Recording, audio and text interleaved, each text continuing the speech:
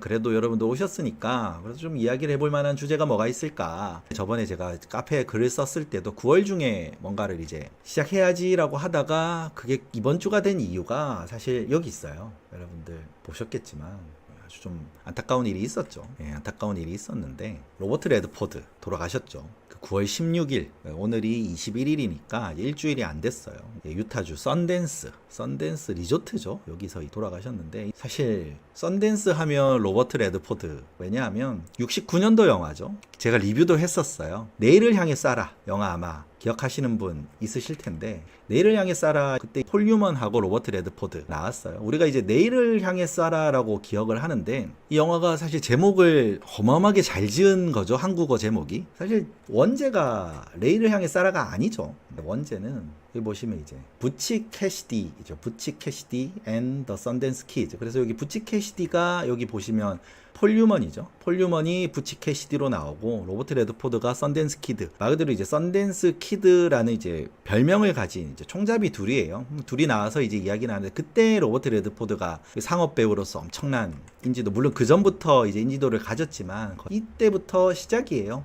물론 그 이전에 영화들 보면 뭐 대표적인 영화로 이제 저는 뭐 추천을 한다면 뭐 체이스 아니면 뭐 워헌트. 사실 워헌트 같은 경우는 주연 영화는 아니라서 뭐 체이스나 맨발 공원 같은 영화들 아니면 이제 그 이전에 드라마들 나왔던 드라마들이 있어요. 그래서 그 드라마나 이런 쪽에서 만약에 여러분들이 관심을 가졌을 수 있지만 처음 말 그대로 대성공을 거두는 건 여기 내일을 향해 쏴라에서 시작을 했고, 그래서 로버트 레드포드가 그 썬댄스 영화제를 만드는 기반을 여기서 해요. 그래서 시작이 뭐였냐면 그 유타주에 보면은 원래 리조트 같은 게 있었어요. 조그마한 리조트 같은 게 있었는데 그거를 로버트 레드포드가 인수를 하죠. 로버트 레드포드가 인수를 한 다음에 그 지역 이제 그 리조트를 썬댄스 마운틴 리조트라고 있어요. 저도 가보진 당연히 않았지만 그게 이제 유명한 리조트고, 여기서 처음으로 78년도에 썬댄스 영화제를 시작을 했고, 그래서 그 지역에서 이제 그 로버트 레드포드의 집도 있어요. 거기서 이제 마지막 삶을 누렸던 게 썬댄스 키드,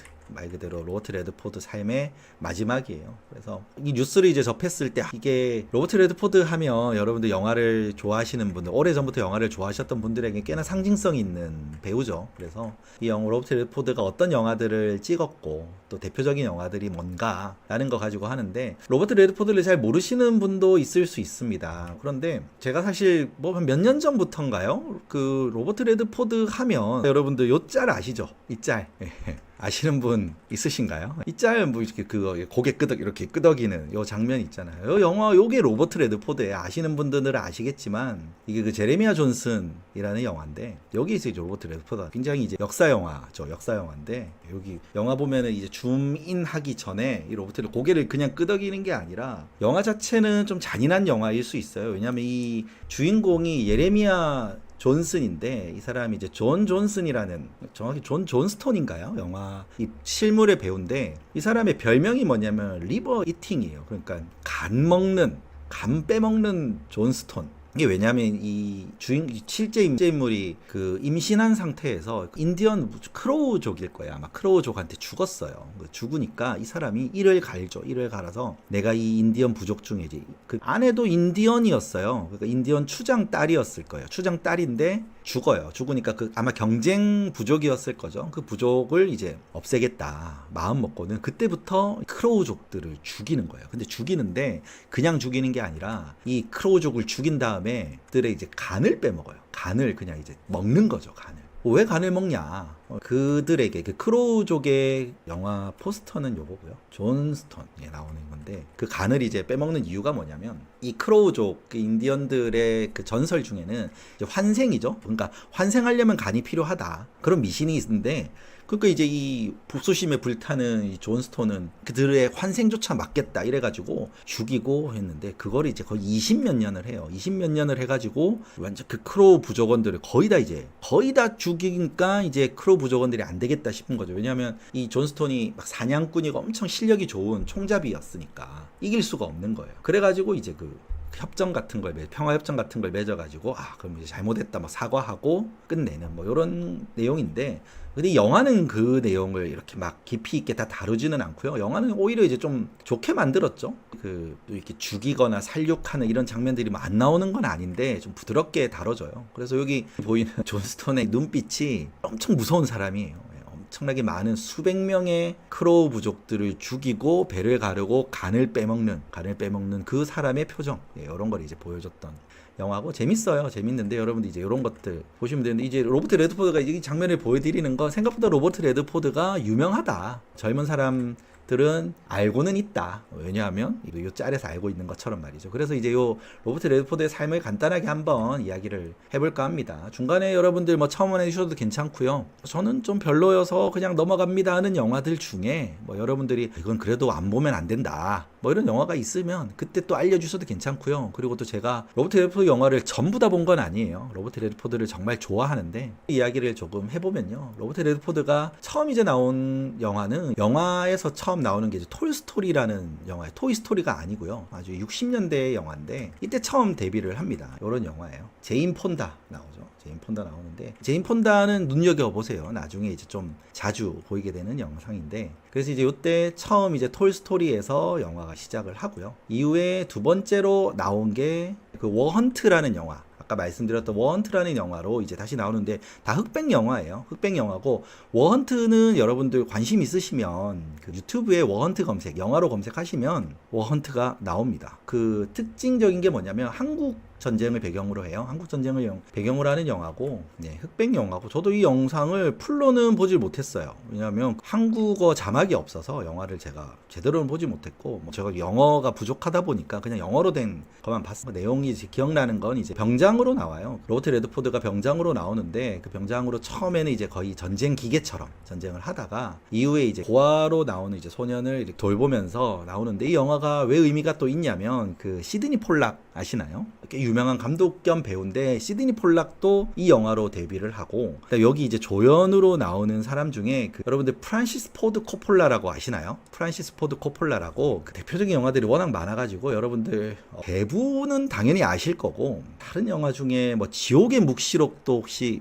죄송해요, 제가 여러분 좀 무시하는 건가요? 지옥의 묵시록이라든지 그 대부랑 지옥의 묵시록 정도면은 거의 뭐 모르시는 분들은 없을 거예요. 그래서 그런 영화를 만들었던, 제가 근데 리뷰를 하진 않았고요. 제가 리뷰를 했던 프란시스 포드 코폴라의 영화는 병사의 낙원이라는 영화인데, 이 영화는 저는 개인적으로 굉장히 인상 깊게 봤던 영화라서 이제 리뷰를 했어요. 평은 그렇게 좋진 않아요. 근데 저는 좋아해서 이제 했었고, 그리고 리뷰를 하기 직전까지 갔던 영화 중에 컨버세이션이라는 영화가 있어요. 뭐 이런 거는 이제 프란시스 포드 코폴라를 좀 관심 있어 하신다면 보시면 좋고, 그 다음 추가로 나오면 저는 이제 터커라는 영화인데, 여러분들 그 일론 머스크 좋아하시죠? 일론 머스크 좋아하시면 이 터커라는 영화는 꼭 한번 보셨으면 해요. 제 채널을 아주 사랑해 주셨다면 아마 기억하시는 분이 있을 건데, 그 제가 리뷰를 하면서 영상을 삭제했던 몇 안 되는 영화인데, 이 터커가 거의 뭐 물론 이제 테슬라만큼은 아니지만 그 당시에 굉장히 혁신적인 자동차 회사였어요. 자동차 회사였고, 그 당시에 좀 꽤 메이저 자동차 회사들의 방해를 받으면서 이제 결국에는 망해요. 부도가 망하고 터커는 이제 다시 재활하지 못하는, 그러니까 제프 브리지스가 주연이었고, 아주 좀 제프 브리지스 다운 느낌으로서 영화가 나와요. 영화는 참 재밌게 봤는데, 물론 실화를 배경으로 하다 보니까 이 사이다 결말은 아니죠. 아마 여러분들 이 터커 영화를 보시면 액션이 대단하게 나온 건 아닌데, 자동차에 조금만 관심 있으시면 이 영화 참 재밌다 느끼실 수 있는 영화예요. 이건 한번 여러분들께 추천 한번 드리고, 다시 이제 로버트 레드포드로 돌아오면요. 그래서 로버트 레드포드가 워헌트에서 이제 두 번째 작품을 거치고, 이후에 이제 뭐 체이스라든지 맨발 공원이라고 약간 로맨틱 코미디 같은 건데, 여기서 이제 제인 폰다가 또 나와요. 이 제인 폰다하고 로버트 레드포드가 이후에 몇 번 더 만나거든요. 그래서 로버트 레드포드 하면 이 맨발 공원 인기를 끌다가 내일을 향해 쏴라, 여기서 거의 뭐 시작이죠. 여기서부터 이제 전설이 시작이 되는 거예요. 이 영화가 어느 정도 흥행을 했냐면요, 예산이 600만 달러예요. 물론 그 영화가 69년도 영화니까 55년 거의 60년 됐죠. 600만 달러도 적은 건 아닌데, 당시 흥행이 얼마였냐면 1억 달러가 넘어요. 그러니까 뭐 수익으로 치면 20배 조금 안 되는 큰 수익을 거뒀죠. 그래서 어마어마한 인기를 얻었던 영화고, 영화고, 여러분들 중에 정말 이거 안 보신 분이 계시다면 이 영화는 거의 뭐랄까 기초 교양이죠. 예, 기초 교양이라고 봅니다. 그런 영화들이 몇 개 있어요. 뭐 시대를 넘어서 이 영화는 반드시 봐야 된다 라는 영화들이 몇 개 있는데, 그 중에 하나가 이제 이 영화라고 저는 생각을 합니다. 물론 요즘의 영화를 관점으로 본다면 좀 유치해 보일 수도 있어요. 근데 그 유치해 보인다는 게 뭐냐면 본 적 있는 거거든요. 여러분들이 지금까지 보셨던 서부 영화, 이제 이렇게 듀오가 나오는 서부 영화에서는 비슷해요. 근데 왜 비슷할까 생각을 해보면 처음이 있잖아요. 처음에 가까운 영화가 이제 여기 내일을 향해 쏴라가 되는 거고, 여러분들께 정말 추천드리는 로버트 레드포드의 첫 번째 전설은 제가 이렇게 따로 기록을 할까요? 여러분들 그래도 혹시 그래도 관심 있으신 분은 마지막에 한번 이제 찾아보실 수 있잖아요. 그래서 내일을 향해 쏴라 정도는 반드시 보셔야 되는 영화라고 생각합니다. 그래서 일단 요거를 제가 하나 적어 놓고요. 제가 이거를 태블릿으로 이제 써야 되는데 그것도 아직 준비가 안 돼서 그냥 요 정도로 쓰고, 다음에 제가 조만간 손으로 손글씨 쓸 수 있도록 하겠습니다. 예. 그리고 이제 두 번째로 로버트 레드포드가 어마어마한 성공을 거둔 다음에 그 몇 가지 영화들이 있어요. 근데 뭐 내일을 향해 달려라라는 영화가 그 다음 영화인데, 영화 재미없는 건 아니고요. 재미없는 영화는 아닌데 뭐 그렇게 추천드리는 영화는 아니고, 약간 그 제목도 보면 우리나라에서 개봉할 때 이 내일을 향해 쏴라 다음에 개봉을 해서 내일을 향해 달려라 뭐 이렇게 했는데, 근데 영화 원제가 뭐냐면 Tell them Willie Boy is here, 그러니까 윌리 보이가 여기 있다고 전해라 뭐 이런 영화예요. 그러니까 뭐 내일을 향해 쏴라랑은 내용상으로는 전혀 관련이 없는데 괜히 내일을 향해 달려라 이렇게 이제 개봉을 했던 영화고, 크게 뭐 특별한 내용은 아니라고 보시면 돼요. 그래서 그 다음 영화가 중요한데, 그 다운힐 레이서라는 영화예요. 이 표지를 보시면은 느낌이 오시겠는데 딱 무슨 영화 같나요? 뭐가 보이시나요? 그냥 보면 스타킹 입은 거 같죠? 스타킹이 아니라 이게 그 스키예요. 스키 영화인데, 그러니까 천재 스키죠. 그러니까 뭐라고 하죠? 그 코스를 이렇게 옆으로 샥 하면서 가는 그러니까 천재적인 사람이 있는데 이 선수가 있는 일이에요. 그래서 내용을 이제 보면은 그 거만한 천재예요. 뭐 영화 중에 보면은 스키가 뭐 팀을 위한 경기는 아니잖아요. 뭐 이런 식으로 자기가 최고고 자기가 우승하는 게 최고. 근데 이제 그 사람이 이제 실제로 올림픽에서 정상에 오르는 과정이에요. 과정인데 뭐 그 내용을 보면 좀 이렇게 느끼는 게 있어요. 저는 이 영화를 봤을 때 좀 느끼는 게 있었어요. 여러분들께 뭐 구체적으로 뭐다라고 말씀드리기는 어렵지만, 그래도 이 영화를 보시면은 재미있는, 말 그대로 뭔가 이긴다는 것, 최고가 된다는 것이 어떤 가치인가에 대해서 한 번쯤 생각하게 되는 영화. 다운힐 레이서는 제가 이것도 추천은 드리지만 내일을 향해 쏴라 정도는 아니고요. 요거는 여러분들 한번 보시면 재밌다 정도로 할게요. 예. 뭐 크게 흥행을 한 영화는 아니고요. 다만 보시면은 스키 타고 내려오는 장면들이나 이런 것들이 좀 잘 찍혔어요. 좀 개인적으로 기억에 남는 영화 중에 하나 정도라고 보시면 되고요. 그 다음에 이제 70년도에는 리틀 파우스 앤 빅 헬시라는 영화가 있는데, 이건 뭐 크게 중요한 영화는 아니고, 이제 그 다음 영화가 72년도 영화인데 이게 제레미야 존슨에 대한 일대기를 다루는 영화라고 보시면 되고, 뭐 이 영화 같은 경우에는 나름 이 영화는 유명한 영화고요. 아시는 분들은 아는 영화. 흥행도 꽤 많이 성공을 합니다. 뭐 말씀드렸던 그 내일을 향해 쏴라가 600만 달러를 제작을 했다면 이 영화는 300만 달러, 그러니까 반밖에 안 들죠. 왜냐면 영화 보시면 아시겠지만 대단한 뭐 그게 들 건 아니고요. 제작비가 들 상황은 아니에요. 근데 워낙 아름다운 풍경이 나오고, 그 다음에 이 제레미야 존슨의 좀 멋있게 내요. 그러니까 뭐 로버트 레드포드의 능력일 수 있겠지만 굉장히 멋있게 영화를 만들어서 이 영화를 이제 추천을 드립니다. 그래서 보실 수 있으시면 이것도 제가 추천을 드립니다. 아마 이것도 유튜브에 검색하시면 있을 거예요. 이것도 괜찮고 재밌고, 아까 제가 요 짤 있죠? 여기 요 사람이 나오는데 보시면은 이 웃음의 의미, 그리고 요 수염 가득한 이 사람의 삶이 어떠했는가에 대해서 좀, 물론 미화는 조금 됩니다. 여러분들 꼭 이 영화는 만약에 보신 다음에 실제로 그 영화 설명에 나와 있는 실제 인물이 어떠했는가에 대해서도 한번 찾아보시면 더 도움 될 거고요. 그래서 제레미야 존슨은 괜찮은 영화다 정도로 이제 보시면 됩니다. 그래서 그 외의 영화들이 쭉 있는데, 그 다음에 이제 대표적인 영화들이 몇 개가 이제 쭉 이어져요. 그 중에 이제 한국어 영화 제목으로 말씀드리면 뭐 후보자 정도가 있는데, 여기 또 캔디데이트 뭐라고 해야 되나요?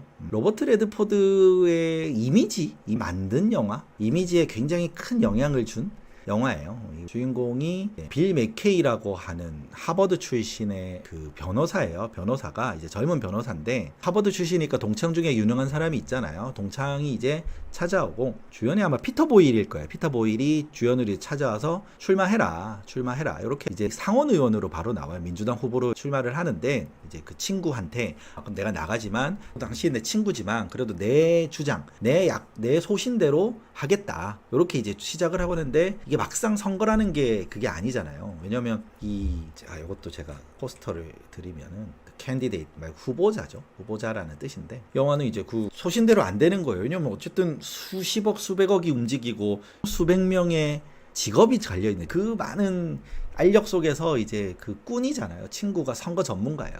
주장을 이기지를 못하는 거예요. 그래가지고 어쨌든 그 친구가 시키는 대로 가는 거죠. 약간 허수아비처럼. 근데 어쨌든 전문가니까 하버드잖아요. 전문가니까 결국에는 당선이 되는 거예요. 당선이 돼가지고 이제 막 영화가 이제 어떻게 끝나냐면 이게 인상적이에요. 막 사람들이 많은 환호를 받은 상태에서 결국에 어떻게 되냐면 막 영화 딱 끝날 때 그 친구한테 뭐라고 하냐면 이제 어떻게 하지? 이렇게 물어보는 거예요.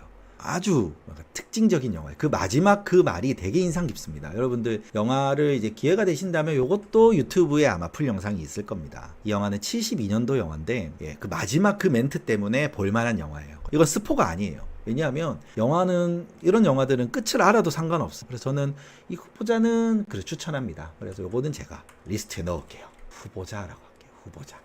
후보자. 아주 좋은 영화입니다. 후보자 정도는 제가 추천을 드리고 그 다음에 이제 나왔던 영화가 추억이라는 영화가 있는데 이 추억이라는 영화 The Way We Were 이 영화는 40년대 50년대예요. 그리고 이제 요 사람들이 서로 사랑을 하는 커플이 나오는데 그 내용에 뭐가 이제 끼어드냐면 메카시즘 혹시 아시나요? 그 당시에 이제 반공산주의 열풍이 불죠. 근데 이제 요 주인공도 어쨌든 좀 이제 사회적인 지탄들 그러니까 사회주의에 대한 지탄들 때문에 어쩔 수 없이 이제 헤어지는 부분들이 있고 근데 이후에 이제 그 여자는 헤어진 다음에 결혼하고 아이도 낳고 잘 살게 되고 남자도 이제 나름 이제 자기 길을 가다가 이제 살게 되는데 그러다가 이제 다시 만나요. 다시 만나가지고 이제 우연히 만나지만 여전히 이제 둘은 사랑한다. 하지만 이제 사랑의 때는 지나서 헤어지는 이런 내용인데 지금 크게 기억에 남는 장면은 아니고 그냥 괜찮은 영화다. 그 다음 나온 영화가 이제 스팅이에요. 스팅. 잊을 수 없는 스팅이죠. 스팅은 여러분들 모르는 분은 있을 수 있죠. 모르는 분은 있을 수 있어요. 제가 이것도 모르냐 이런 게 아니라 모르는 분은 있을 수 있지만 이 영화의 주제가를 처음 들어본 사람은 아마 없지 않을까. 짧은 소절이라도 안 들어본 분은 없을 것 같고 물론 이제 이 영화가 상징적인 건 내일을 향해 살아 아주 비슷한 부분들이 많아요. 왜냐하면 일단 주연 배우부터가 비슷하죠. 폴 뉴먼하고 로버트 레드포드인데 여러분 아마 아시는 분은 아시겠지만 감독도 동일해요. 그러니까 조지 로이힐이라는 감독인데 처음에 69년도에 이 영화를 만든 다음에 4년 후죠. 스팅으로 다시 이제 다 만나요. 그래서 여기 보면 배우들도 다시 만나고 거기다가 배경도 서부가 끝나가는 시절 이런 배경들을 또 가지고 있어가지고 물론 그 내용이 이어지는 건 아니에요. 왜냐면 이게 스포는 아니겠는데 내일을 향해 살아의 끝부분을 보면 스포는 못하겠지만 다음 스팅에 나올 수 없을 것 같아요. 어쨌든 스팅은 이제 그 배우들과 근데 느낌은 정말 비슷해요. 그래서 스팅을 좋아하시는 분들 그리고 그 내일을 향해 살아라 함께 좋아하시는 분들은 영화가 줄거리가 이어진다라는 내용보다는 그 분위기들이 이어진다라고 보시면 돼요. 그래서 좋은 영화라서 스팅은 당연히 올라가야죠. 스팅은 당연히 올라갑니다. 그 다음에 나오는 영화가 위대한 개츠비. 개츠비는 내용은 아마 보신 분들은 대부분 다 보셨을 건데 보신 분들도 반반 나눠질 것 같아요. 물론 대부분 보실 장르는 아니긴 한데 위대한 개츠비를 보신 분들은 정말 반반이지 않을까요? 요 영화 위대한 개츠비 74년도 영화 위대한 개츠비를 보신 분이 계실 거고 그 다음에 레오나르도 디카프리오죠. 그래서 아마 그 두 중에 뭐가 더 좋으냐라고 물어본다면 저는 솔직하게 말씀드리면 사실 영상미나 왜냐면 이게 위대한 개츠비 같은 경우에는 소설 내용도 아시겠지만 이 내용도 아시는 분들은 그 개츠비를 어떻게 다루느냐인데 이거는 단순히 배우들의 매력만으로 할 수 있는 건 아니에요. 배우들의 매력뿐만 아니라 그걸 담는 영상도 중요한데 아무래도 74년도의 위대한 개츠비는 그걸 다 담지는 못했다. 개인적으로는 이제 그렇게 생각을 해요. 위대한 개츠비 물론 멋진 장면들도 많긴 한데 멋있어요. 로버트 레드포드가 되게 멋있게 나오는데요. 나중에 여러분들 기회가 되시면 보시겠지만 이렇게 멋있게 나와요. 되게 멋있고 또 마지막 장면들도 그렇고 좀 멋있게 나오지만 아마 여러분들 그 디카프리오 장면 아시잖아요. 디카프리오가 마지막에 어떻게 나오는지 아마 요거는 모르시는 분이 없을 것 같아서 잠깐 보여드리면, 물론 이렇게 보면은 둘 다 멋있죠. 둘 다 멋있고 잘생겼는데 영화를 실제로 보신 분들은 느끼시겠지만 이 디카프리오가 나오는 요 장면이 사기예요. 사기. 이거는 뭐 디카프리오의 필모 전체를 감사합니다. 디카프리오 전체를 봐도 가장 멋진 영화 장면 중에 하나예요. 저는 개인적으로 그 타이타닉보다도 개츠비에 나온 이 장면이 더 멋있지 않나? 디카프리오라는 그 인물 자체만요 보면은 아주 멋있게 나온 것 같아요. 그래서 이 로버트 레드포드가 좀 더 젊었다면, 또 영상 기술이 더 발전했다면 디카프리오만큼 멋지게 개츠비를 담았겠지만 이 영상 자체는 조금 아쉬워요.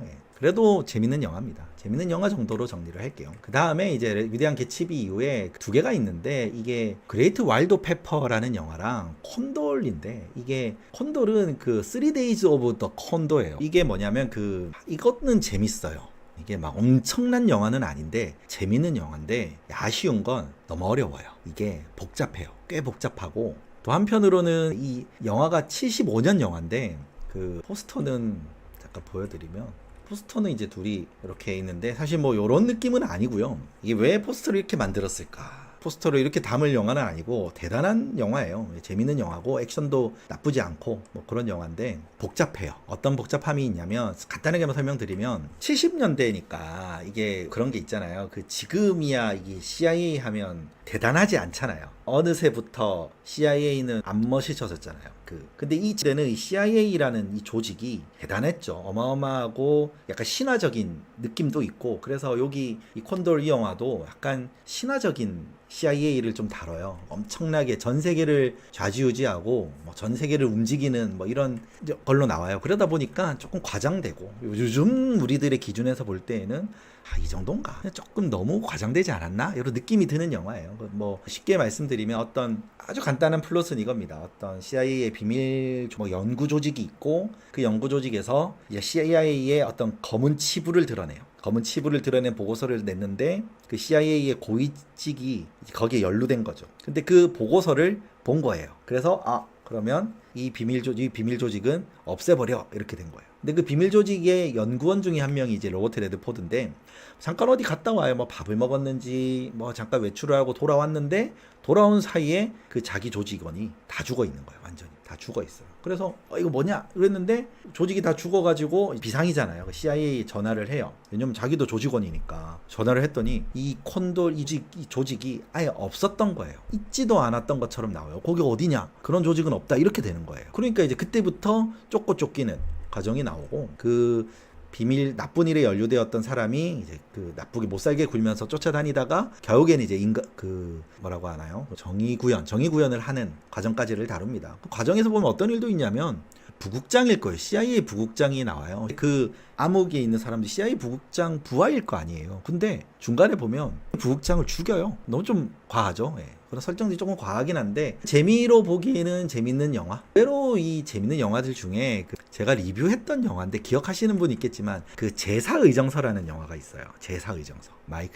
마이클 케인이 나왔던 영화인데, 여기 피어스 브로스넌도 나오거든요. 영국 영화인데 제 개인적으로는 꽤나 괜찮은 영화였어요. 그래서 스릴러, 혹시나 옛날 고전 스릴러 중에 괜찮은 영화 찾으시면 제사의정서. 이게 영화 원제가 더 폴스 프로토콜, 그러니까 제사의정서. 근데 이제 한국어로 개봉하고 제가 영화 리뷰를 했던 거는 소련 KGB. 요건데 웃기죠, 영화 이름이. 근데 어쨌든 요 영화가 제 개인적으로는 괜찮았고 리뷰도 실제로 했었던 영화예요.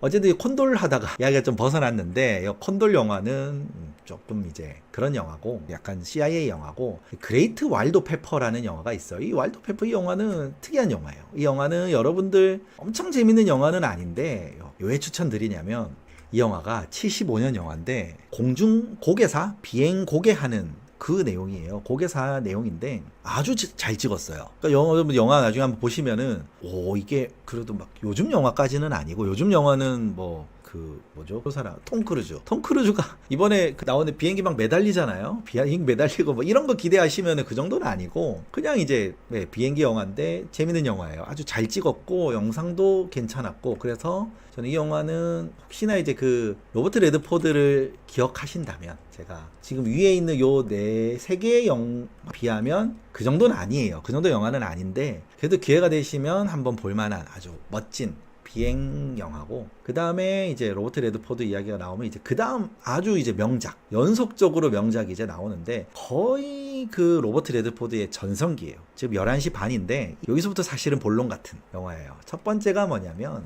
모두가 대통령의 사람들이라는 영화입니다. All the President's Men인 요 영화가 단순하게 말씀드린 워터게이트 배경으로 한 기자들 이야기예요. 역사에 남을 정도로 탐사를 그걸 배경으로 한 영화에서는 거의 뭐 최고죠. 일단 미리 여기 써놓고 시작할게요. 이 영화는 뭐 안 올릴 수가 없는 로버트 레드포드의 최고의 영화들 중에 하나인데 모두가 대통령의 사람들.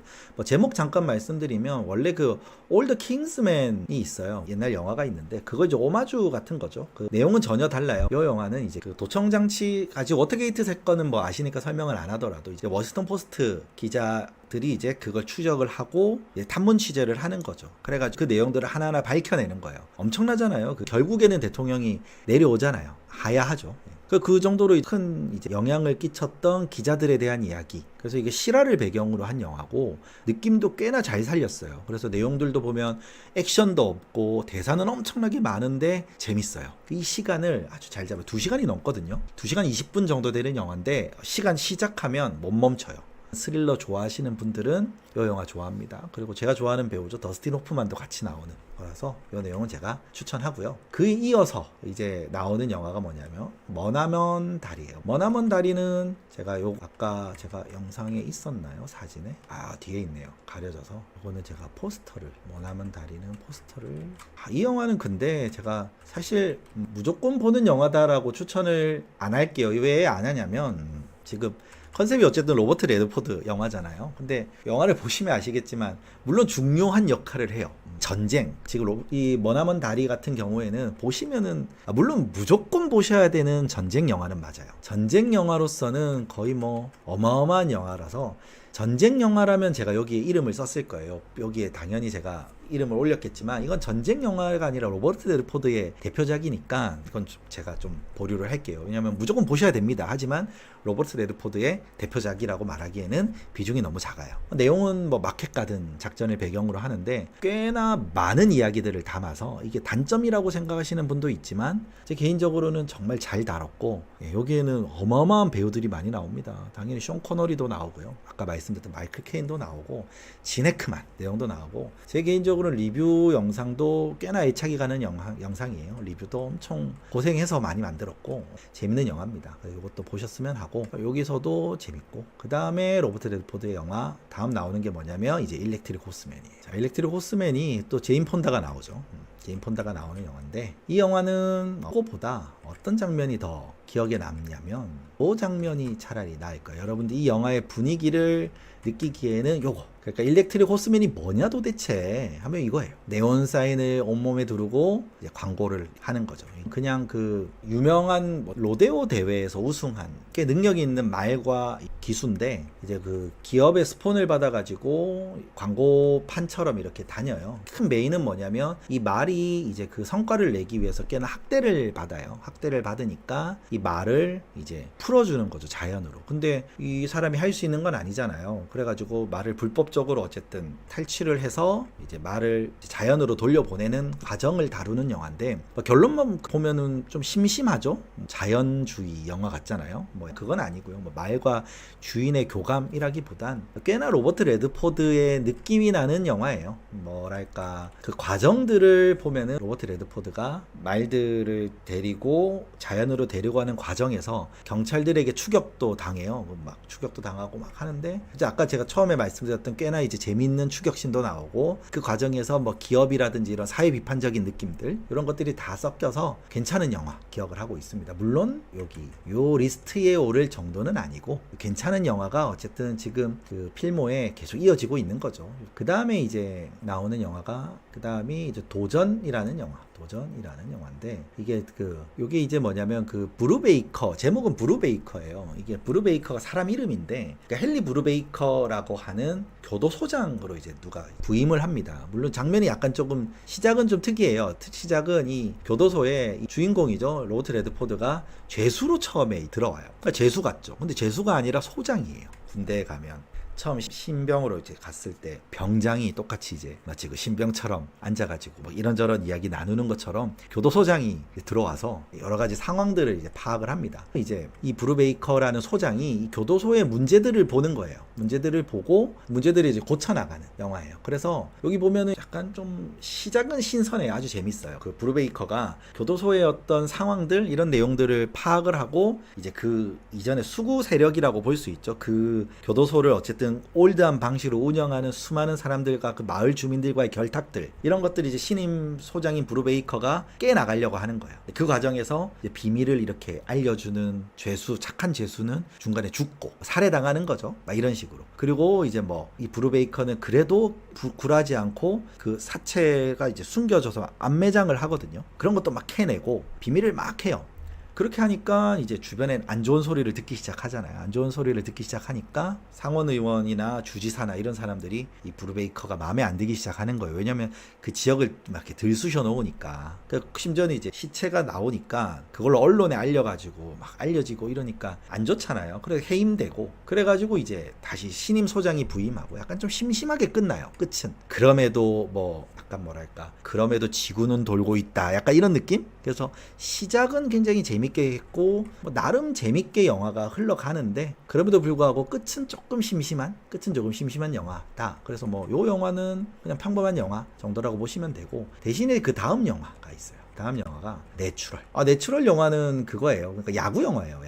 야구 영화인데 어떤 영화냐면 그러니까 장면은 아마 보신 분들이 있을 거예요. 요 장면을 보면 나이든 야구 선수가 메이저리그에서 이제 배팅하는 이 장면인데 그러니까 내용을 보면 되게 감동적이에요. 이 영화는 추천 영화까지는 아닌데 추천드리는 영화예요. 이 영화는 그러니까 능력 있는 꽤 천재 야구 선수예요. 천재 야구 선수인데 이 시카고 컵스 구단도 기억이 나요. 시카고 컵스에 이제 입단 시험을 보러 가요. 사랑하는 사람하고도 바이바이 하면서 이제 떠나서 이제 가는 길에 어떤 여자를 만나는데 조금 약간 영어로 치면 약간 뜬금없을 수도 있는 장면인데 그 여자의 유혹에 넘어가서 꽤 유명한 야구 선수 베이브 루스를 모티브로 한 야구 선수가 가고 야구 시합도 하고 그러면서 이제 자기 실력을 뽐낸 다음에 야구 입단 시험을 보러 가는데 이 여자의 총에 맞아요. 그 과정이 이제 조금 제가 볼 때 약간 억지스러운 면도 있긴 한데 어째 총에 맞고 이제 부상을 당합니다. 부상을 당해가지고 이제 야구 선수가 안 되잖아요. 이제 입단에 실패를 하고 그래서 이제 한 10몇 년이 지나요. 나이가 이제 요 장면은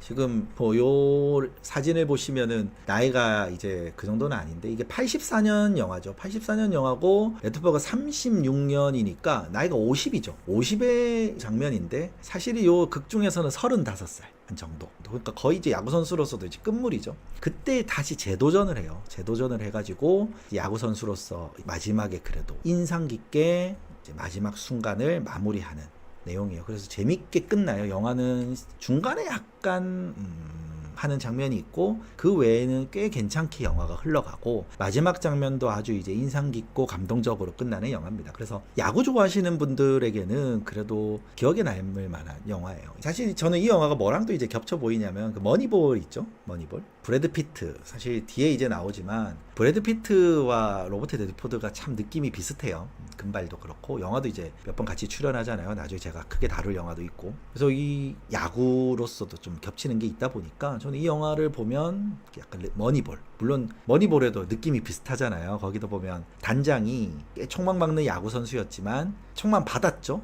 자기 능력에 비해서 총만 받았던 야구 선수였고 이제 실패하잖아요. 실패하면서 야구라는 거에 대한 미련을 버리지 못하고 결국엔 단장으로서 인정을 받는 과정이 있다면 이 영화 같은 경우도 실제로 천재 야구 선수가 불의의 사고로 야구 선수가 되지 못하고 그러다가 마지막 순간에 선수로서 감동적인 마지막을 만들어낸다는 면에서는 꽤나 비슷해요. 그래서 내추럴 같은 경우에는 제가 대단한 영화로서 여기 추천을 드리지는 않지만 여러분들 이제 보실 수 있는 영화 저 개인적으로도 재밌는 영화 중에 하나입니다. 왜냐면 제가 좀 추천을 아끼는 게 제가 재밌게 봤던 걸 뭐 여기 있는 것들을 다 추천을 드리면 너무 많아요. 너무 많으면 또 메인 추천이 좀 이렇게 퇴색되잖아요. 그래서 정말 재밌는 영화다 할 만한 영화들을 제가 추천을 드리고 이렇게 이제 보시면 될 것 같고요. 그 다음에 이제 나오는 게 아웃 오브 아프리카. 아웃 오브 아프리카는 이게 약간 그 호불호가 갈려요. 이 아웃 오브 아프리카는 저는 이제 영화 제 스타일, 뭐 제 스타일이 옳은 건 아니니까요. 근데 제 스타일에서는 괜찮아요. 좋은 영화고 기억에 남는 영화고 느낌도 좋아요. 근데 이제 한 가지 마음에 걸리는 건 뭐 지루해요. 네, 조금 지루할 수 있는 영화예요. 근데 그 지루함을 저는 영화로서 이 지루함은 참 좋은 면이 있다고 보거든요. 왜냐하면 그 영화라는 게 액션이나 스릴러라는 장르도 있지만 드라마라는 장르가 있잖아요. 물론 이제 요즘 대도파민 시대잖아요. 바로바로 결론이 나오고 막 전개가 빨라야 또 매력을 느끼는 분들이 많지만 아웃 오브 아프리카 같은 경우에는 잔잔하고 이렇게 나오지만 꽤나 저는 이제 이거를 재밌게 봐요. 물론 중간중간에 흥미를 돋우는 액션이나 전쟁 관련된 장면들도 나오지만 메인 흐름은 지루해요. 지루함을 느끼실 수 있는 영화입니다. 그런 거 조금 좋아하지 않는다 하면 안 보셔도 괜찮고요. 이 로버트 레드포드의 어떤 이런 잔잔한 매력을 느끼기에는 좋아요. 메릴 스트립 나오고요. 재밌는 영화인데 또 감독도 시드니 폴락. 아웃 오브 아프리카는 이제 뭐 조금 복잡해요. 그러니까 덴마크 여자예요. 부자 여자예요. 부자 여자고 근데 독신이죠. 근데 이제 덴마크에는 자기를 남작인지 공작인지 기억은 안 나는데 남작일 거예요. 남작과 남작이 아프리카 이제 생활을 하게 돼요. 아프리카로 가는데 이 주인공 메릴 스트립이죠. 돈 많은 여자는 독신인 여자는 그 아프리카에 대한 동경을 가지고 있다 보니까 그 남자와 결혼을 약속하고 가요. 거기가 어디냐면 이제 케냐예요. 케냐 가게 되고 그 케냐에서 결혼을 하고 이제 살게 되는 거죠. 살게 되고 그러다가 이제 그 남자가 바람둥이에요. 결혼한 남자가 바람둥이라서 그 바람둥이가 누구냐면 그 잘 모르실 건데 클라우스 마리아 브렌다우어라고 배우인데 제가 사진을 한번 보여드릴게요. 사진 보셔도 잘 모를 건데 작게 제가 여기 사진이 있네요. 아웃 오브 아프리카는 제가 근데 이 사람인데 너무 작죠? 포스터도 제가 안 드렸구나. 포스터는 워낙 유명한 영화라서 포스터도 아웃 오브 아프리카 멋있죠. 영화가 아주 멋있어요. 제가 아웃 오브 아프리카 이야기를 좀 길게 하죠. 길게 하는 이유가 영화는 재밌어요. 재밌고 좀 추천드려요. 여러분들 영화에 관심이 없는 분도 있으시고 뭐 액션 스릴러 좋아하시는 분도 있겠지만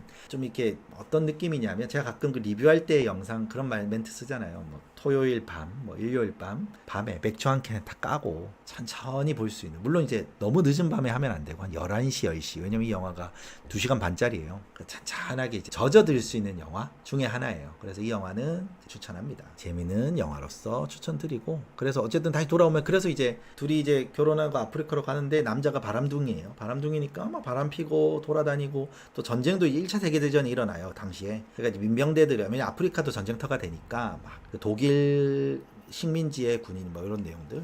예, 맞아요. 지금 슬래커님 말씀하신 것처럼 이런 느낌. 그러니까 요 영화 주인공인 이 돈 많은 여자도 덴마크에 돈 많은데 속세를 벗어나는 거죠. 우리 욜로 이런 것처럼 뭔가 미지의 세계라는 것이 당시의 유럽은 아프리카에 대해서 좀 그런 마음을 가지고 있었고 그래서 떠났는데 뭐 다시 돌아와서 계속 바람둥이라는 이야기 몇 번 하네요. 바람둥이라서 바람 피고 막 돌아다니고 그러니까 이 여자는 또 결국엔 별거도 하고요. 그러다가 젊은 로버트 레드포드를 만나게 돼요. 만나게 되는데 좀 자유로운 영혼이에요. 로버트 레드포드가 이제 자유로운 영혼을 만나게 되고 여러 가지 과정을 거치다가 이제 사랑을 이룰 듯 말 듯. 엔딩은 제가 이야기를 안 할게요. 요거는 제가 스포는 안 하겠습니다. 여러분들이 뭐 좋아하시는 엔딩일 수 있고 좋아하지 않을 엔딩일 수 있지만 좋은 영화, 재밌는 영화라서 꼭 여러분들 한번 보세요. 네. 요 아웃 오브 아프리카는 제가 추천 썼나요? 예, 썼죠. 아웃 오브 아프리카 정도는 제가 당연히 이제 추천을 드리고 그 다음에 이제 몇 가지 영화가 있는데 다른 거는 이제 그 넘어서고 하바나라는 영화가 있어요.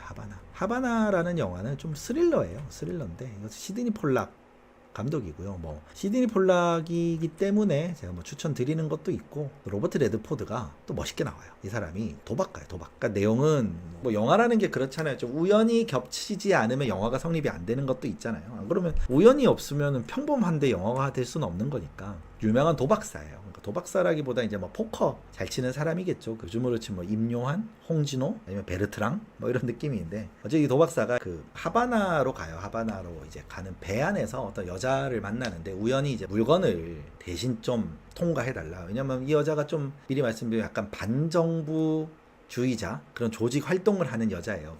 이 여자도 남편이 결혼한 사람인데 남편도 둘이 다 이제 그쪽 일을 하는 사람이고 근데 그 미인이고 하니까 또 로버트 레드포드는 오케이 근데 도와주겠다 해서 약간 그 물건을 가지고 들여보내줘요. 그리고 다시 이제 잘했다 이래가지고 이제 하는데 세관을 이제 통과하죠. 통과하고 나서 카지노에 갔죠. 당연히 도박사니까 카지노로 갔는데 거기서 그 여자가 수고비를 줘요. 수고비를 주는데 근데 뭐 사실 이 로버트 레드포드가 도박사니까 부자잖아요. 돈도 많고 그래서 돌려줘요. 뭐 괜찮다. 그래도 좀 고마우니까 그 여자가 남편이랑 같이 이제 식사도 하고 근데 그 반정부주의자 아마 지도자일 거예요. 남편은. 그 배우가 누구냐면 라울 줄리아 혹시 아시는 분 있나 모르겠네요. 라울 줄리아면 그 옛날에 그 프랑켄슈타인 이런 영화에도 나왔었고 엄청 유명한 영화는 아담스 패밀리 정도에서 이제 나왔던 분인데 제 사진을 보여드리면 여기 사진이 큰 거는 없고 아마 보신 분들은 익숙하신 분들이 있을 거예요. 그래서 요 사람이랑 그래서 레나 올린 아내로 나왔는데 그 둘이 식사하고 그다음 바이바이 해요. 근데 바이바이 하고 며칠 있다가 뉴스를 보니까 그 경찰이 반정부주의자니까 그들을 습격해가지고 남편을 사살했다 영화 장면이 나오는 거예요. 그러니까 당연히 이제 이후에 시간이 좀 지나고 나니까 이 여자도 같이 체포가 돼서 지금 막 고문당하고 감옥에 있다 요 사실을 알게 되는 거예요. 그러니까 이제 그 로버트 레드포드는 그래도 짧은 인연도 인연이니까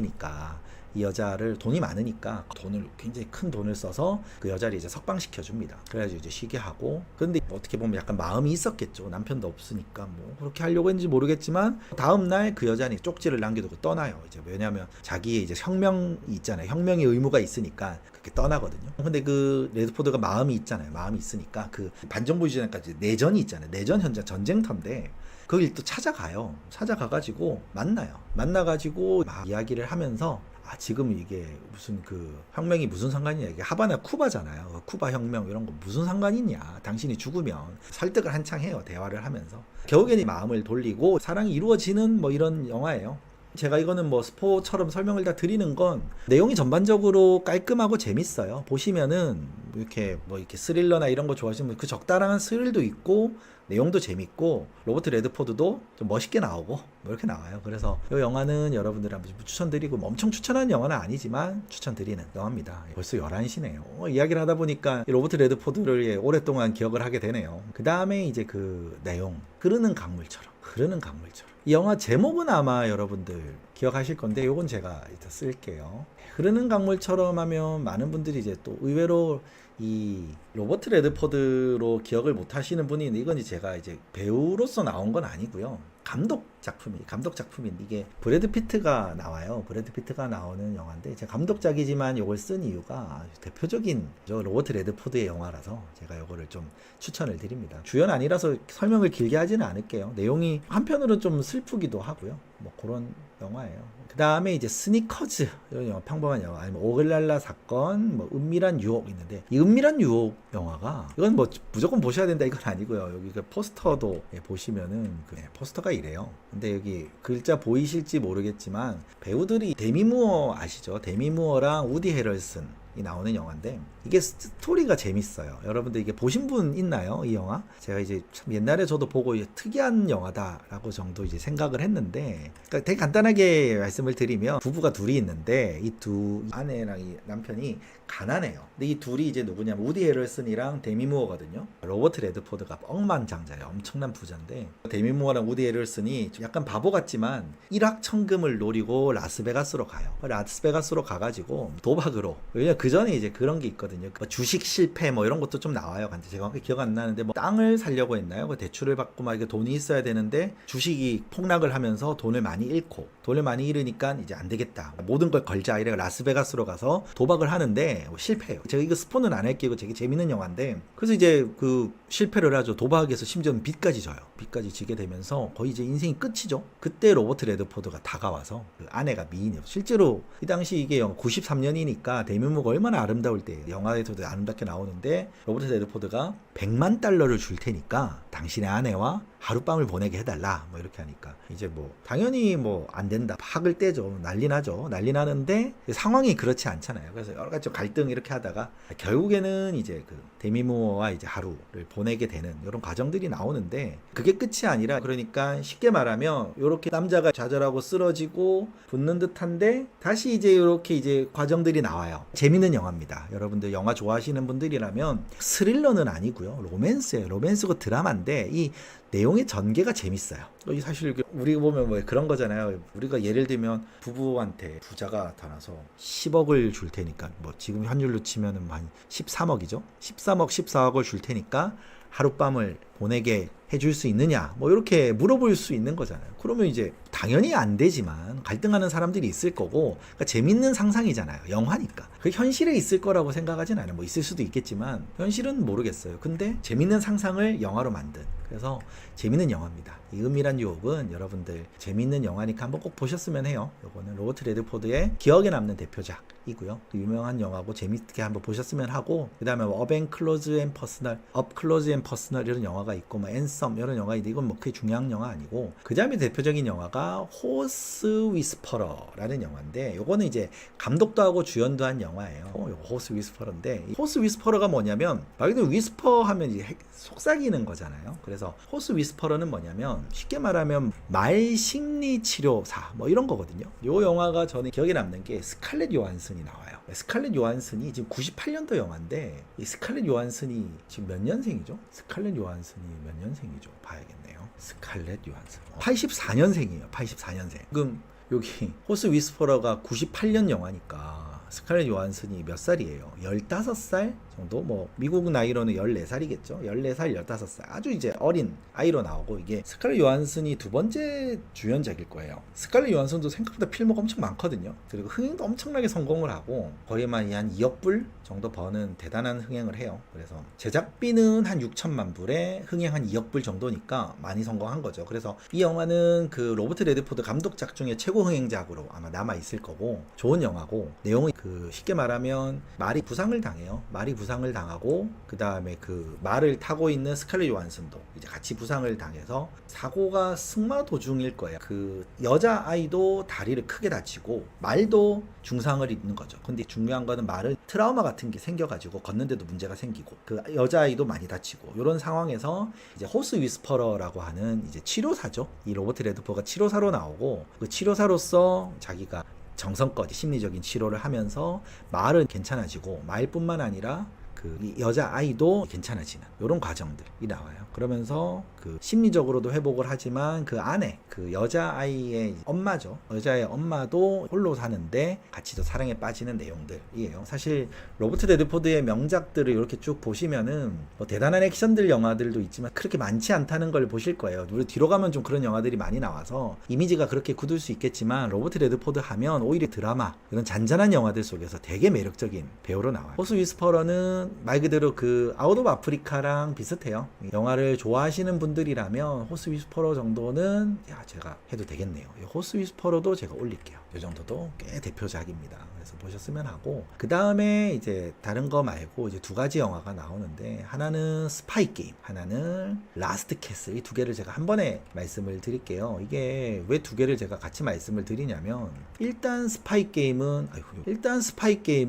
안 보신 분이 혹여나 있으시면 무조건 보세요.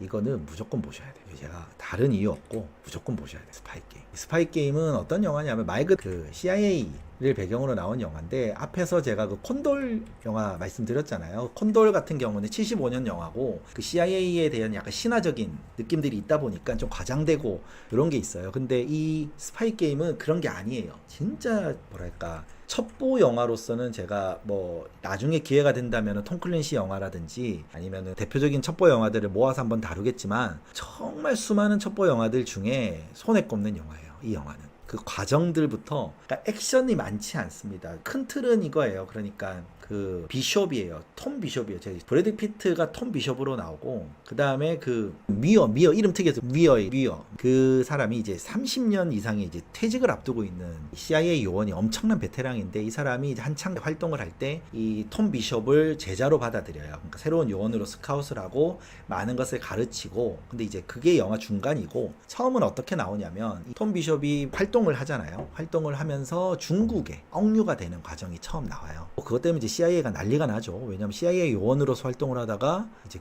되는 거죠. 근데 마침 그 즈음이 미국 대통령이 중국을 방문하는 시기예요. 그러니까 중국 내에 CIA 요원이 침투를 하다가 억류가 됐다. 근데 이게 진짜 CIA 요원이다 라면 안 되잖아요. 그러니까 이제 중국 정부하고 미국 정부가 CIA 고위층이 짝짝꿍이 돼가지고, 그럼 그냥 비숍은 감옥에서 썩히든 죽이든 하는 걸로 방향을 잡아요. 근데 그걸 고위층은 아는데, 이 네이선 미어는, 이 레드포드는 최고위층은 아니니까, 은퇴를 앞두고 있으니까 이제 모르는데, 이 톰 비숍 사건에 대한 내용 정보를 듣기 위해서 레드포드를 부르는 거죠. 이제 부르다 보니까 그 상황을 알게 됐어요. 왜냐면 눈치가 있잖아요. 그래서 자기 제자가 죽게 됐다는 걸 아는 거예요. 그때부터 자기가 가지고 있는 모든 것을 동원해가지고 살려내는 거예요. 살려내는 과정들을 담는데 대단해요. 실제 재밌어요. 아주 재밌어요. 이 영화는 제가 뭐 다른 설명이 필요 없고요. 무조건 보셔야 되는 영화예요. 그러니까 첩보 스릴러를 좋아하시면, 저는 이거는 007 같은 경우는 약간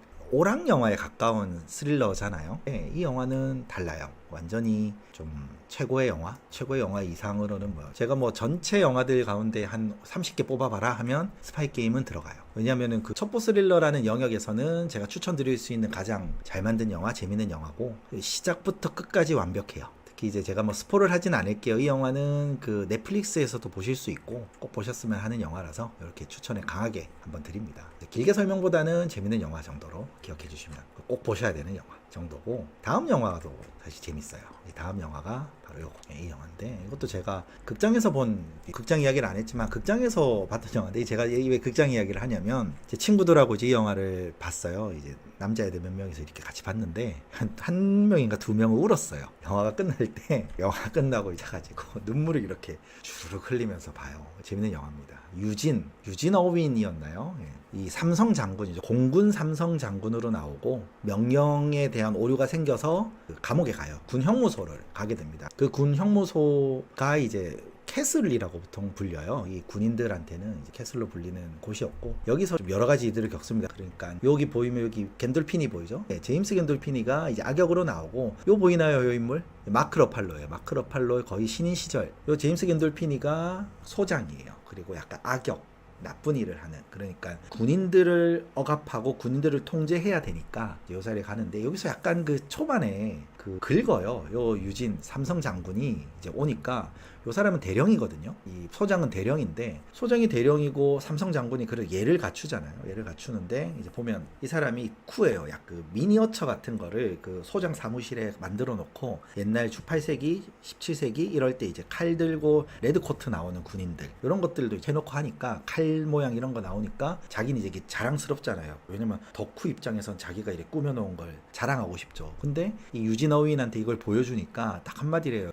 이게 실제 전쟁터의 아픔을 아는 사람은 이런 미니어처 안 써. 이런 거는 실제 군인들의 아픔을 안다면 이런 걸 할 수 없어. 이런 식으로 약간 말을 해요. 그러니까 이제 이 표정이 나와요. 지금 이 포스터에 이 표정 보이시죠? 포스터에 이 표정. 이 표정이 딱 나와요. 그러면서 이제 악한 마음을 딱 가지게 되는 거죠. 그러면서 이제 약간 억압을 하고, 그 과정에서 이제 실제 군인들을 억압했던, 그리고 부정행위들, 실제로 총으로 고무총이 나오는데 그걸 어디를 쏴서 죽이기도 하고, 사고사로 위장하고, 이런 내용들도 나오고, 그래서 여기서 나중에는 이 군인 정신을 잃어버린 죄수로 된 군인들을, 군형무소의 군인들을 진짜 군인으로서의 마음을 일깨우는 여러 과정들을 거치고, 마지막에는 이 성이죠. 요 군 형무소를 장악을 하는 과정들 아주 흥미롭게 다룹니다. 이 내용들이 나오는데, 이 라스트 캐슬 같은 경우는 제가 추천을 드려요. 한번 보셨으면 합니다. 라스트 캐슬 같은 경우에는 로버트 레드포드의 느낌, 정말 지적이면서도 장성으로서, 군인으로서의 느낌을 잘 살린 영화고, 스파이 게임 같은 경우는 말 그대로, 말해 뭐합니까, 완벽한 스파이 영화, 첩보 영화로서의 모습들을 그대로 보여주거든요. 흥행으로서도 완전히 성공했고요. 그래서 이 두 영화는 제가 강하게 추천을 드립니다. 그 다음에 쭉 이제 가면 이제 몇 가지 있는데, 그 중에 제가 뭐 다른 영화 좀 자잘한 거는 넘어가고, 자, 요 클리어링 영화는 제가 언급은 할게요. 이게 왜 제가 언급을 하냐면 제가 리뷰를 했죠. 혹시 기억나시는 분 있으신지 모르겠지만 이 영화가, 저는 이 영화를 좀 재밌게 봤어요. 재밌게 봤고 인상이 깊어서 이제 만들었는데, 뭐 배우 다 나오잖아요. 여기 헬렌 미렌도 나오고 윌리엄 데포도 나오고 레드포드도 나오는데, 뭐 영화는 되게 단조로워요. 그 납치, 부자를 납치하고 뭐 이후에 있는 일들, 그러니까 뭐 스케일이 큰 것도 아니고 윌리엄 데포가 로버트 레드포드를 끌고 숲속을 이렇게 가면서 대화를 막 많이 하거든요. 그래서 엄청나게 많은 그런 건 아닌데 배우들이 굉장히 리얼해요. 그러니까 저도 이제 영화를 보면서 진짜 납치범, 진짜 부유한 집안의 어떤 그 사업가, 뭐 이런 모습들이 그대로 보이는, 그래서 저는 개인적으로 아주 인상 깊은 영화였고, 스파이 게임 이야기 언급을 해주셨는데 콜 오브 듀티 오마주도 맞아요. 그 콜 오브 듀티 어떤 장면들도 나오냐면, 그 약간, 잠시만 제가 스파이 게임으로 넘어갈게요. 스파이 게임에 보면 그 콜 오브 듀티 하신 분들 아마 아시겠지만 마지막에 그 전 도시가 발전소 번개를 내리면서 암흑이 되면서 탈출하는 뭐 이런 내용들, 거기서 이제 오마주 하면서 내용도 나오고, 하여튼 스파이 게임 제가 오늘 한 5번 추천하지만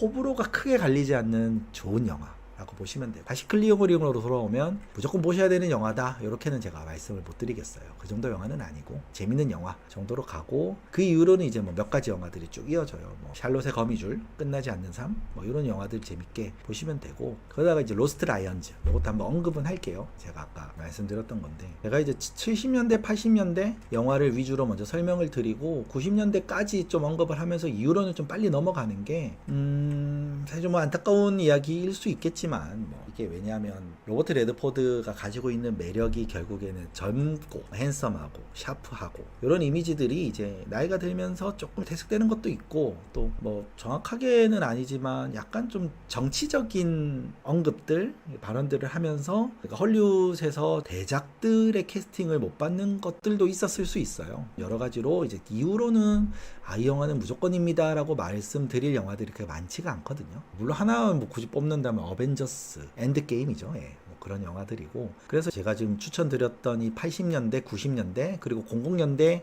초중반까지의 영화들이 거의 대부분, 이후로는 괜찮은 영화들 많아요. 뭐 컴퍼니 유킵 같은 경우는 감독도 했고 주연도 하면서 나왔는데, 요 내용도 약간은 정치적인 느낌이 들어가는 영화라고 보시면 되고요. 그 다음에 좀 이후로 눈에 띄는 좋은 영화 정도면, 이것도 사실 로버트 레드포드로서의 그 느낌이 그대로 살아난 영화인데 아마 보신 분들은 거의 없을 거예요. 이 영화는 오리지 로스트인데, 이게 뭐냐면 그 부유한 사람이죠. 탐험가예요.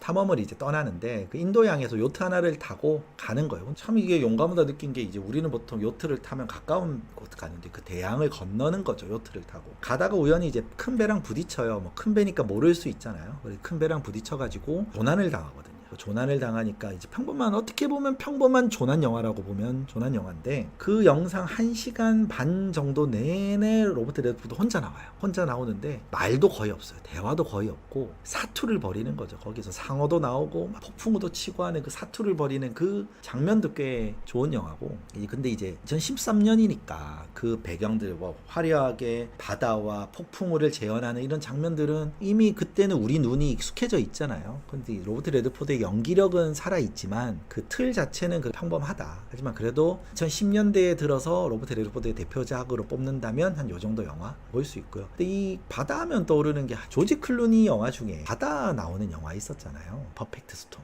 이게 2000년 영화거든요. 퍼펙트 스톰을 보니까. 근데 그 퍼펙트 스톰이 정말 제가 볼 땐 그 바다를 다룬 가장 인상 깊은 영화 중에 하나거든요. 근데 이 퍼펙트 스톰만큼은 아니었어요. 제가 바다를 보면서 그 어떤 바다의 그 무서움과 망망대해와 그 위험성 뭐 이런 거를 볼 때, 바다의 조난과 뭐 물론 퍼펙트 스톰을 조난 영화로 보기에는 조금 모자라긴 하지만 그 퍼펙트 스톰만큼의 압도적인 느낌은 아니었고, 다만 그 로버트 레드포드의 정겨운 마지막에 그 모습들 기억할 수 있다 정도였고, 그거랑 이제 하나 더 뽑는다면 트루스 영화인데, 이것도 그 약간 뉴스, 보도 뭐 이런 영화예요. 그래서 이렇게 트루스 정도가 최근 영화 중에 이제 추천하는 영화다라고 보시면 되고, 그래서 정리를 하면요, 여기 나와 있는 요 정도 영화가 로버트 레드포드를 추억하고 기억하기에 정말 좋은 영화라고 생각을 합니다. 그래서 여러분들 워낙 늦어서 이제 피곤하실 텐데, 저는 이제 이렇게 정리를 한번 해볼게요. 마무리를 하면 이렇게 내일을 향해서 알아부터 시작해서 요 영화들은 제가 무비도치가 추천하는 로버트 레드포드를 기억하는 영화들 보시면 되고 뭐 다 보실 필요는 없어요. 다 보실 필요는 없고 그냥 이런 영화들이 있었구나. 그래 로버트 레드포드 참 좋은 배우였지. 이렇게 기억해 주시면 됩니다. 그리고 뭐 미리 말씀드리지만 제가 이야기했던 영화들 중에 기억에 의존했던 내용들도 많아요. 그래서 제가 혹여나 뭐 잘못 말했거나 한 것들은 나중에 영상 올라갔을 때 댓글로 달아주시면 저도 완벽하지 않으니까 영화 좋아하는 그냥 평범한 사람으로 봐주시고요. 그래서 이렇게 마무리를 하겠습니다. 다음에 또 뵐 수 있으면 뵙겠습니다. 모두 오늘 이렇게 끝까지 시청해주신 분들 감사드리고요. 오늘 라이브는 이렇게 마무리하겠습니다.